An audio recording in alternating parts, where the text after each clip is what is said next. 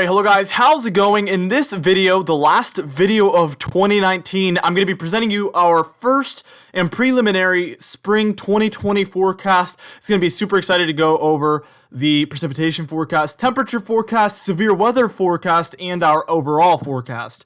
Now, before I get started with this video though, I would ask that you do subscribe if you do like weather-related content, and also make sure to share this video with your friends and family, especially if they live, obviously, in the Tornado Alley where we're expecting a lot of severe weather this year. Now, let's get right into things. First things first, we're talking about our precipitation forecast, and we have two areas of above average precipitation that I want to talk about. Our first area here is for the Pacific Northwest into some of the northern Rockies. We are, as of right now, expecting above average precipitation, as we're expecting some storms to be heading on shore for the northwestern United States. We've seen a bit of this winter, and I'm expecting to see that in through at least the earlier portions of spring as well. This might lead to some snow in the northern Rockies as well. Keep an eye on that, because obviously we will still have cold enough temperatures up there most of the time for snow to be falling, and we see a lot of late season snow for that area, Idaho, Montana, obviously. So it's going to be very interesting to see if this plays out and we get some very, very major snowstorms, which is not unheard of for sure. We usually see big snowstorms there in September, October, and then kind of in the spring months as well. Now, we're about to talk about our second area of above average precipitation, which will include above average severe weather potentially, as it'll be in Tornado Alley in the areas that typically expect to see some severe weather. So it's going to be very interesting to see how that will shape up. As you can see here, we have that second area of slightly above average precipitation for Texas, Oklahoma, Kansas, Nebraska, Iowa, Missouri, Arkansas, Louisiana, through some more of the Gulf states, including Alabama, Mississippi, Georgia, Florida, South Carolina, North Carolina, a bit of Virginia and Tennessee, and a tiny bit of Kentucky and Illinois there as well. And obviously this is a big area, most of this area, where we see a ton of severe weather typically in the springtime, and I'm expecting this to translate into above average chances at severe weather, which is going to be interesting. I have huge plans this year for severe weather coverage, as it's one of my favorite topics to talk about, severe weather. I love watching storms obviously intensify, watching them grow, and it's very, very interesting to me. So I can't wait to talk to you guys about that as we see severe weather this season. I'm going to be doing lots of live streams and lots of big things, so I'm looking forward to it, and I hope you guys are as well. Now, we're going to add our second layer of above average precipitation here, where we're expecting moderately above average precipitation for a lot of these regions. So portions of Texas, including Dallas, and then portions of Oklahoma, Arkansas, Louisiana, Mississippi, Alabama, and Tennessee. Again, this is an area where typically we see a lot of tornado activity, so I'm expecting the potential for above average tornado activity within these areas of above average precipitation.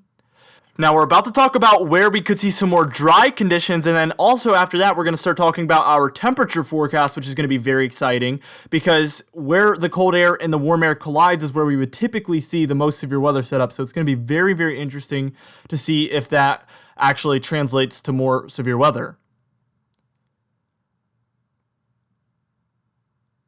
All right, so as you can see, we have some below average precipitation here for California, portions of Nevada, Arizona, and New Mexico. I'm expecting less storm systems to come into this area as we head into the springtime months, which, by the way, this forecast is meteorological spring, which is March 1st until the very end of May. That's meteorological spring, and that's what this forecast is covering. So from March through into May. So we're going to be dealing with some below average precipitation for the southwestern United States. Now, let's talk a little bit about your temperature forecast. We're starting things out with our above average temperature region, and you can see we have a very big swath of the United States in that above average temperatures, from the Pacific Northwest and Northern Rockies down through into the Southwest, including California, Nevada, the four corner states like Utah, Colorado, Arizona, New Mexico, and then down through into the South Central United States like Oklahoma, Texas, Arkansas, Louisiana, into a lot of those Gulf and Southeast states like Mississippi, Alabama, Georgia, Florida, and then up into the Mid-Atlantic as well. All of these areas are expecting some more warmer than normal conditions, which again could lead to more thunderstorms sparking up, but really we want to see the areas in between the cold and the warmth is where there's going to be the most chances for severe weather. Now let's add our second layer of above average temperatures here, and you can see for the four corner states, through down into Texas and some of those Gulf states like Louisiana, Mississippi, Alabama, Florida, Georgia, and then up into the Southeast, like Florida, Georgia, South Carolina, North Carolina. We are expecting moderately above average temperatures this springtime, which again might translate to some more severe weather, but really just thunderstorms in general are going to have an easier time developing and maybe even a little bit earlier than what we're typically used to because of the warmer than normal conditions. We're going to get those high humidity levels and the high temperatures together probably a little bit earlier than average for these regions, which is going to lead to more thunderstorm chances, especially early on, like I said. Now, we're about to get into our below average temperature regions where we're going to be able to talk about who could see the more colder than normal conditions, and that's also going to give us a really good idea of where the severe weather could set up. And then after that, we're going to talk about our official severe weather forecast, which is also going to be very fun to take a look at.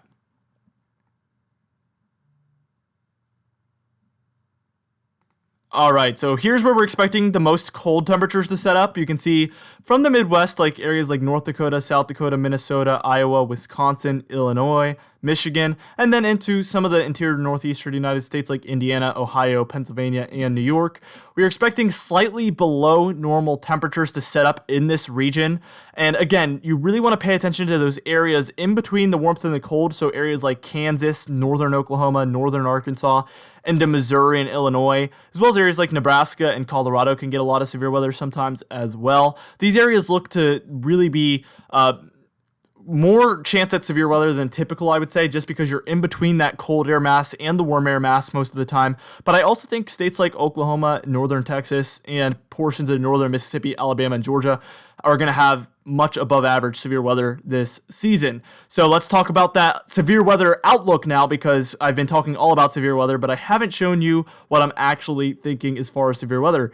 So this pink area right here is the area that I'm expecting to have above average severe weather. So from Oklahoma, Kansas, Missouri, Arkansas, and then those northern Gulf states as well as portions of Tennessee and Kentucky and Illinois as well. And this probably correlates really well with my temperature and precipitation forecast. I think this is right in between the two temperature air masses, like I was saying, and also it's an area where we're expecting above average precipitation. So those two things combined are really good indicators that we could be dealing with more above average severe weather this severe weather season.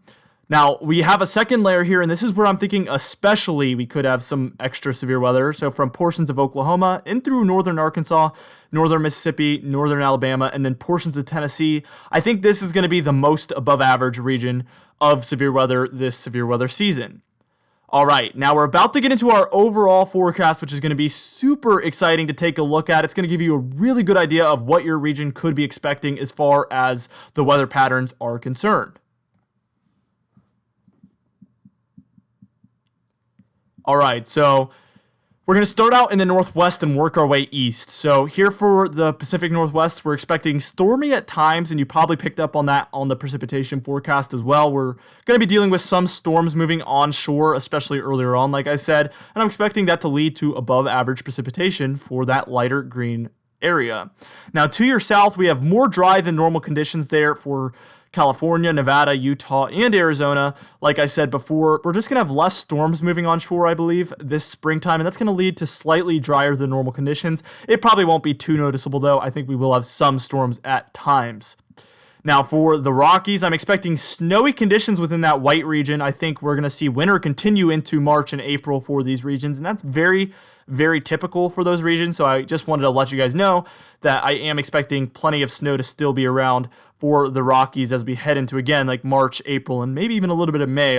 It's not unheard of for sure. Here for the Four Corner States and in through Texas, we have warmer than normal temperatures, and that also extends eastward there, but we have more prominent weather features. I'll talk about that in a second. Here for our purplish pink color, that extends kind of in eastern Montana down through Nebraska, the Dakotas, and a little bit of Colorado and Kansas as well. I'm expecting temperature swings. I think this region is going to be all over the place, and that could lead to some severe weather within this region as well, for sure, but I just don't think this is like the heart of the severe weather is what I would say.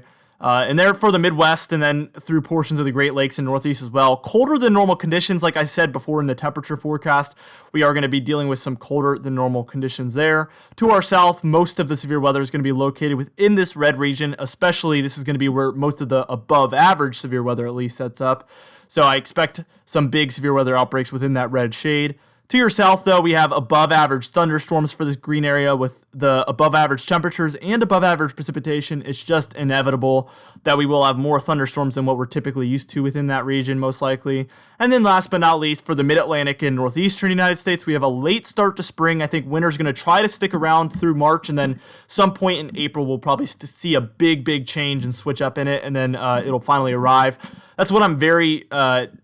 based on my experience with weather, that's something that would typically happen with a winter that's had a late start. And obviously, this winter is kind of having a late start, so I would expect the same to happen here. I think a late start to spring is definitely the most likely outcome there. Now, thank you so much for watching this video. Like I said in the beginning of this video, I believe I said it at least, this is my last video of 2019. It has been a great year for this YouTube channel, guys. I think I had something like 15,000 subscribers to start the year of 2019. And now to end it, we have over 80,000 subscribers. And that's all thanks to you guys. You have no idea how thankful I am for all the subscribers. And I hope you guys stick around through the spring because I have huge plans for the springtime. It's going to be so much fun. I'm looking forward to doing live streams, severe weather coverage, and just being able to track all the thunderstorms with you guys. I'm expecting to do that multiple times, especially in big weather outbreaks, and just all sorts of exciting videos. So I'm looking forward to a great and prosperous year for direct weather in 2020, and I have huge plans, and I hope you stick around to be a part of it as well. Anyway, guys, thank you so much for watching this video. Be sure to share it with your friends and family, like I said before, and I'll see you guys in the next one.